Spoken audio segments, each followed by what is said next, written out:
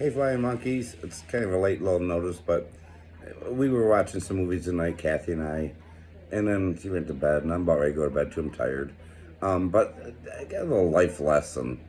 I don't know. It's been on my mind for the last few days, and I thought I'm just going to share it with you. I'll try to make it quick.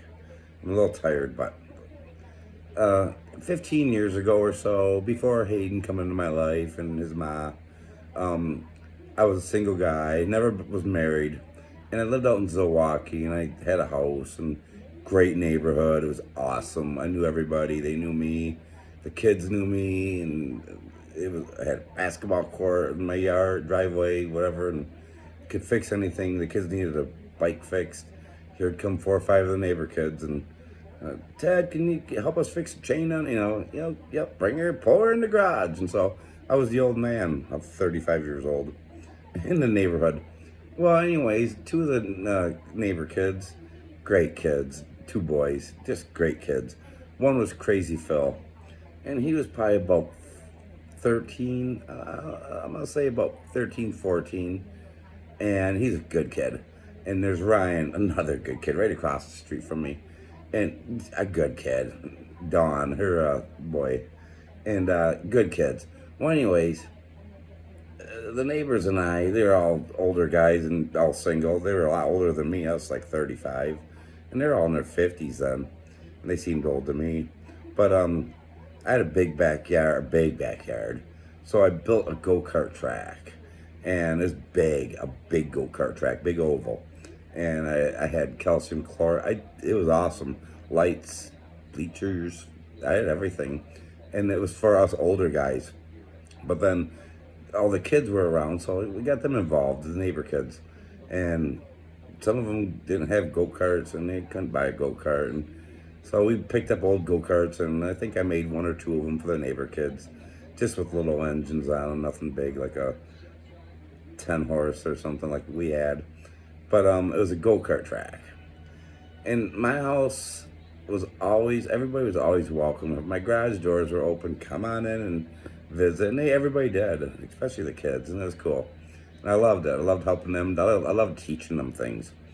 And but where my story is going here is the teaching of truth. I guess it's truth.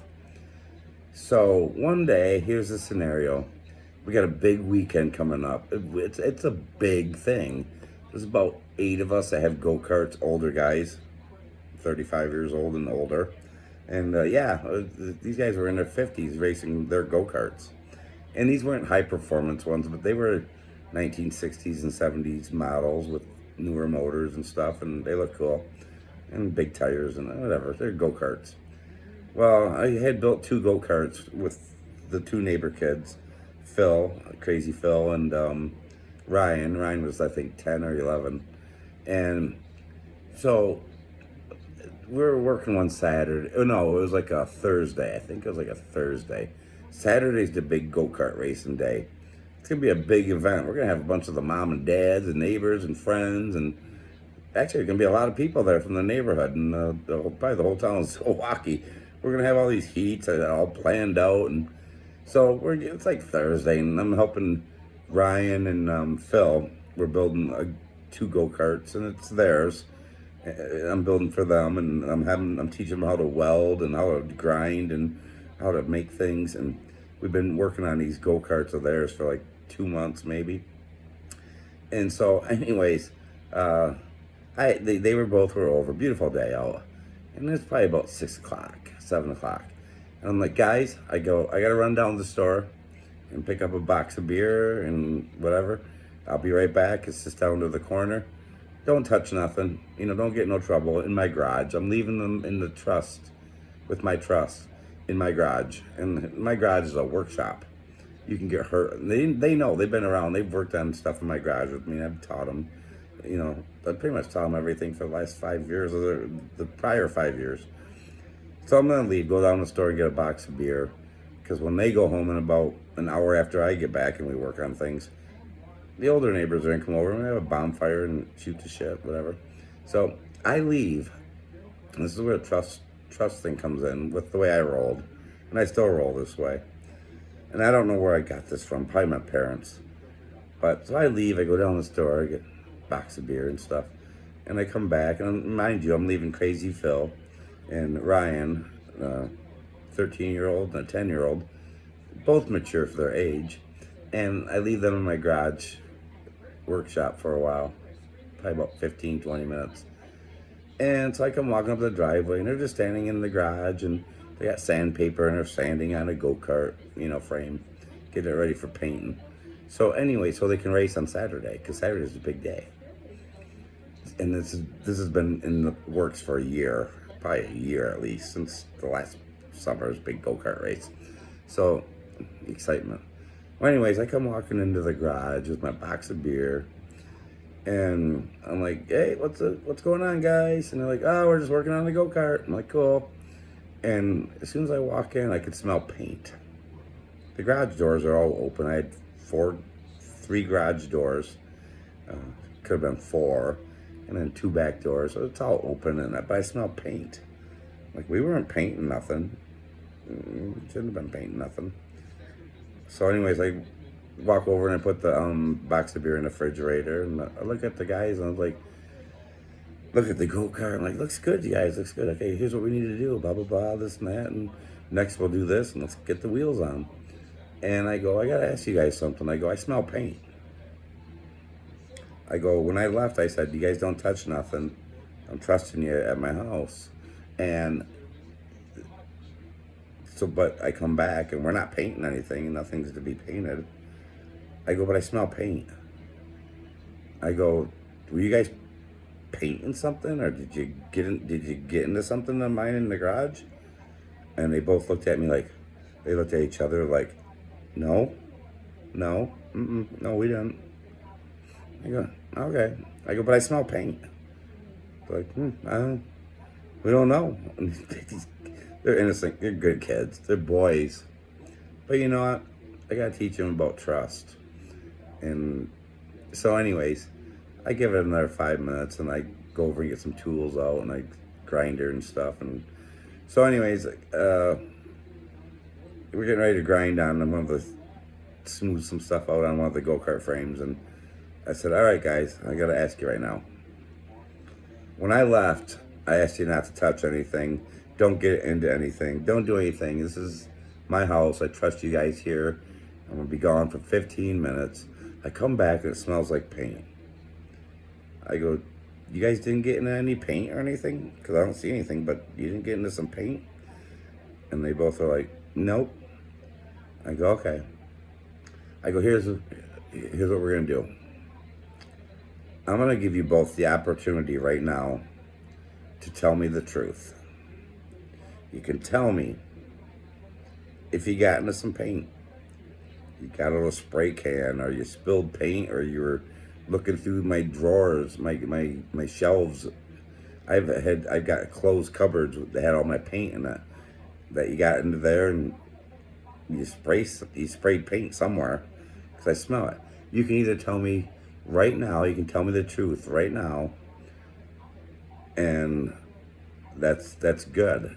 I'm gonna be pissed off, and I'm gonna punish you as best as the neighbor can do, or at least I'm gonna be upset. Or you can continue to lie to me, and if I find out in a couple days that you lied to me, the penalty is gonna be really bad, coming from the neighbor. I mean, the penalty may be like, I throw these go-karts right in the backyard, cut them up, and I'll make something else out of them. Because so you can either tell me the truth right now, and I'm gonna be pissed, I'm gonna be mad, and I'm gonna go, I don't know, I don't know what I'm gonna do, but I'm gonna be upset. Or you can lie to me, and I find out later on that you lied to me, and I'm gonna be really upset. So it's up to you guys. So do you want to talk about it? And Crazy Phil, the older one, 13-year-old or 12 or 13, 14-year-old, he goes, Ryan, he knocked his little buddy out, little neighbor kid. Ryan, he goes, Ryan was painting. I go, okay. I go, Ryan, were you painting? He's looking at Phil like, what? And Phil's like, Yeah. He goes, Ryan went, he knocked him out. He goes, Ryan's like, oh, I want to look at the paint. And I told him, Phil saying, I told him, don't go in there. Ted said, don't touch nothing. Ryan's like, oh, it's okay. So Ryan got a spray can out.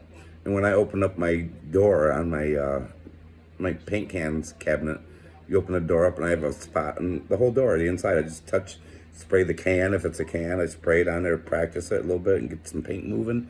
Then I go paint whatever I'm painting. Well, Ryan wrote on there, and he wrote the word fuck. He took a black cane. He's 10, 12, 11 years old. And he took the can out, he's spraying it, and he's just having fun. Opens that door up, and on the back side of the door where I test all my paint out at, he wrote the word fuck. And Phil told me that, the older one. Ryan's right there next to him. I go, Ryan, did you do that? He goes, well, yeah. I go, just tell me the truth. Just tell me the truth. That's all I need to know. He's like, yeah. So he walked over and opened the door up, and I look, and now it really smells like paint. Yep, he wrote the word fuck. And so then I said, all right. So I go, well, nothing's on fire. The house ain't burning down, but let's go over here and sit down and talk. So we pulled up a couple stools in the garage, and I said, here's what the deal is. I go, I left you guys at my house, and I had your trust to not touch anything. Just sit here and work on the go-kart. Not to use power tools, not to touch, just don't touch anything. Just sand the go-kart frame. That's all I asked. And you didn't follow through. You did exactly the opposite of what I had asked of you. And I go, and I told you earlier, that if you tell me the truth now, it's going to be bad. I'm going to be mad. I'm going to be upset. But I'm going to be really upset if you lie to me and I find out a week later you lied to me. So I'm really glad that you guys told me the truth. That's what you did. You told me the truth. I mean, Phil did, basically, and then Ryan, you did. And I go, so you know what? I'm pissed off because I thought I could trust you guys. I made them feel bad. And I wanted to because they should feel bad. And I said, so you know what we're going to do? You guys can't come to the go-kart races on Saturday. And they both freaked out. They're like, what? And this is just between me and two of the neighbor kids, our world that morning, that afternoon. And I said, no, you can't come. You're grounded from my yard. Ted, as your neighbor Ted, you're grounded. You can't come over. And I go, you know what? I don't even want you on my property. If you want to go back there in the industrial park and park your bikes and sit there and watch us race go-karts and the other kids, you're more than welcome to. But you're not allowed here on Saturday. And they both were upset. And Phil's like, and Ryan's like, what do you do? What do you mean? And I said, Ryan, you lied to me. Right when I walked in, you lied to me. And then Phil's like, Ted. Phil's the older one, crazy Phil. He's like, Ted, I didn't do nothing. I go, you know what, Phil? You're exactly right. You didn't do anything. And that's what got you in trouble and why you're banned from coming here on Saturday too. You didn't do anything. You, as being the older kid, you should have said, you know what, Ryan? Ted said don't touch nothing. Don't touch it. But did you do that? No. No, obviously you didn't. Because you know what? Ryan still painted the door. Ted wrote the F word on it. And you know what? You hear me say the F word, but it doesn't give you the right to come into my house and paint the F word on my spray practice door. So I go, no, you're older. You should have had a little bit more knowledge to say, Ryan, don't do that. So I'm sorry, but you're both banned. Doing all weekend, Saturday and Sunday, Friday, Saturday and Sunday, I don't want you in my property. He's like, and they were both like, I go, yeah, so go home and we're done. We're going to put these go-karts over to the side in the garage and we'll work on them in a week or two. And maybe we'll have a few more races coming up, but we're not doing it. I trusted you guys. I gave you the opportunity and you wrecked it. You both did. So let's think about that for the future, in the future, for the future, whatever comes up. Oh, so they left right away. I go over, walk on the phone again, and I call Ryan, the smaller one's mom. I'm like, hey, Dawn, I had to tell her a story.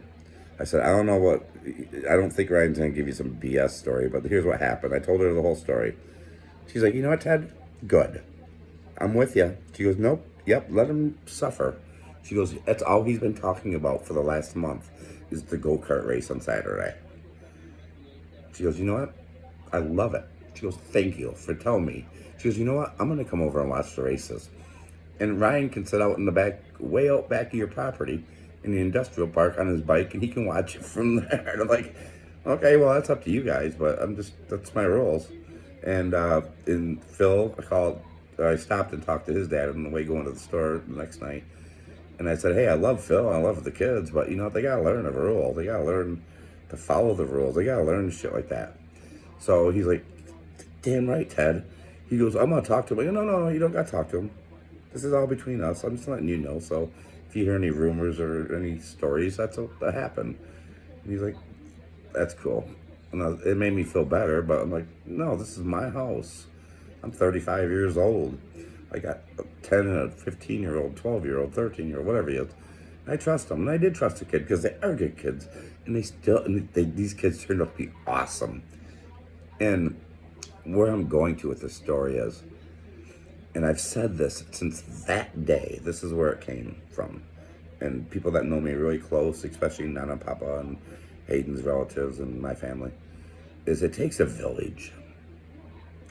And it takes a village. And that means, to me, what that means is we all take care of each other's kids. We all watch out for each other's kids. We all protect each other's kids. And we can all discipline each other's kids without the fear of recourse from the parents, especially when the kids are at your house. I wasn't mean. I didn't beat no kid. I didn't get mad and throw things. I just used the head, and I psychologically fucked with him because he sprayed the word fuck on my door. If that's the worst a little boy does, God bless him. I put my mom through some grief. But you know what? Years later, Phil ended up becoming a city of the Saginaw cop. And then he went to move on to down south somewhere in Michigan. Anyways, he was back in the neighborhood, and he comes over to my house one day. The kid's like 22 years old now. He says, Ted, and we're sitting there talking. It was just nice talking to Crazy Phil. Good kid. And he says to me, you know what, I'll never forget that day in the garage with our go-karts. He goes, that changed my life. I thought about things differently. I thought about who I surround myself with. I thought about things I can prevent. He goes, that'd be in my head forever. And I go, Phil, I don't know where I ever came up with that. But I was pretty pissed off. And I'm like, there's a learning experience in here somewhere, and it came out of me. So I'm glad it worked out. And I did. And I go, I love you guys. And I still do. And I always will. And I'm glad to see you're doing good. And I don't know, it just made me feel really good. So coming into today and how everything's going today, everything's going good. I still think about that. And like, if you lie to me, I'm going to be mad. But if you lie to me and I find out later that you lied to me, I'm going to be pissed. So I probably would have vanquished the kids for 3 months from my yard. And my yard was Disney World at that time for the neighborhood kids and my buddies and my adult family, parents and stuff of the neighborhood. It was like Disney World's a fun place. So I'm glad I never had to go that part, but I taught him a lesson.